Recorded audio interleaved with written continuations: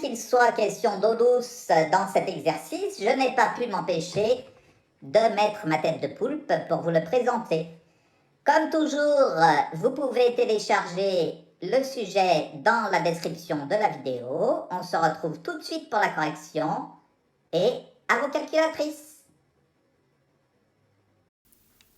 Commençons par lire l'énoncé. Dans le tableau ci-dessous sont données les consommations d'eau douce en kilomètres cubes dans le monde par secteur et par continent en 2010. On observe donc ici un tableau qu'on peut appeler un tableau de contingence. Indiquez si chacune de ces affirmations est vraie ou fausse d'après ce tableau en justifiant la réponse.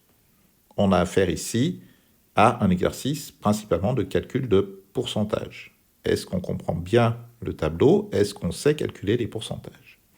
On va donc prendre affirmation par affirmation. Petit a. Affirmation numéro 1. Le secteur agricole a consommé 75% de l'eau douce dans le monde. Donc on va regarder le secteur agricole par rapport à la consommation mondiale. On va chercher dans le tableau le secteur agricole, il a consommé 2769 km3 par rapport à la consommation mondiale qui est de 4001 km3. Donc, on va calculer le pourcentage qu'on va appeler P1, soit P1, le pourcentage. Pensez à bien justifier de l'eau douce consommée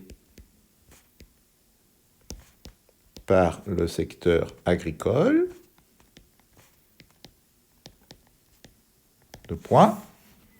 P1 égale, on prend donc la consommation du secteur agricole 2769 qu'on va diviser pour la rapporter, enfin rapport à la consommation mondiale, 4001, fois 100, puisqu'on veut le résultat en pourcentage. C'est ce qui fait que cet exercice n'est pas un exercice de probabilité.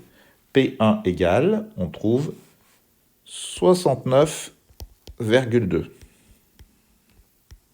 69,2%. On relit l'affirmation. Le secteur agricole a consommé 75% de l'eau douce dans le monde. Eh bien, l'affirmation est donc fausse.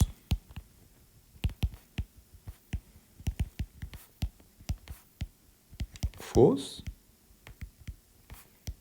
car P1 est inférieur à 75%. Essayez de bien mettre votre raisonnement et ensuite dire que c'est faux, et non pas l'inverse. C'est faux car, non. On raisonne d'abord et on montre que c'est faux, c'est la conclusion. Petit b, affirmation 2, le secteur agricole en Europe, cette fois-ci, donc on cherche le secteur agricole en Europe, il est ici, 84 km3, a consommé environ 21 fois plus d'eau douce que le secteur industriel en Océanie. Donc on cherche le secteur industriel en Océanie, il est ici, ça fait 4. Et on va chercher si l'Europe a consommé donc 4 fois plus que l'Océanie. Petit b, on cherche le volume d'eau consommé par le secteur agricole en Europe. Ça fait donc 84 km3. Par ailleurs, on a l'eau consommée. Important de reporter comme ça les éléments pour justifier. Par le secteur industriel en Océanie. Ça fait 4 km3. Et on va chercher, est-ce que, si je multiplie 4 par 21, est-ce que ça fait bien 84? On fait donc 4 fois 21 est bien égal à 84. L'affirmation 2 est vraie.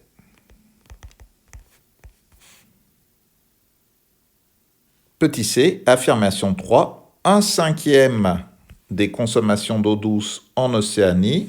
Donc on cherche les consommations d'eau douce en Océanie, il y a 25 km3, ont été réalisés par le secteur domestique. Secteur domestique, en Océanie, 5 km3. On va donc regarder, est-ce que 5, ça fait bien 1/5 de 25? On peut donc reporter les éléments sur la copie. Eau consommée en Océanie, le total de l'eau, ça fait 25 km3. Ensuite, eau consommée en Océanie par le secteur domestique,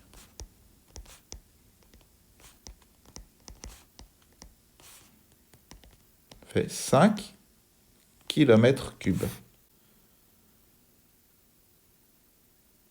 On cherche donc 1/5 de 25 est égal à 1 sur 5 fois 25 est égal à 5.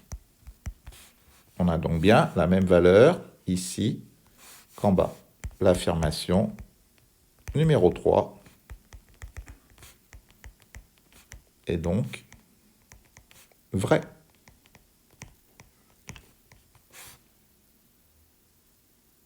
Petite idée, affirmation 4. En Afrique, le pourcentage d'eau douce consommée par le secteur agricole, donc on regarde Afrique, secteur agricole, 184 km3, est inférieur au pourcentage de l'eau douce consommée par le secteur agricole en Asie. Le secteur agricole en Asie, c'est 2069. On parle de pourcentage, donc il va falloir rapporter ces valeurs au total de chaque zone géographique. Donc on va calculer d'une part, soit P2, on a déjà utilisé P1, P2, le pourcentage d'eau consommée par le secteur agricole en Afrique. Je vais y arriver. P2 est donc égal à 184 km3 sur 227 au total, fois 100, ce qui fait un pourcentage de consommation de 81,1. On va le comparer à P3, soit P3, le pourcentage d'eau consommée par le secteur agricole en Asie. On va calculer donc P3, c'est l'eau consommée par le secteur agricole en Asie divisé, rapporté au total de l'eau consommée en Asie, fois 100, ce qui nous donne 80,9%. On est quand même très très proche. On observe toutefois que P2 est supérieur à P1. Donc l'eau consommée par le secteur agricole en Afrique est supérieure à le pourcentage d'eau consommée par le secteur agricole en Asie. Et donc, dans l'énoncé, c'est inférieur. L'affirmation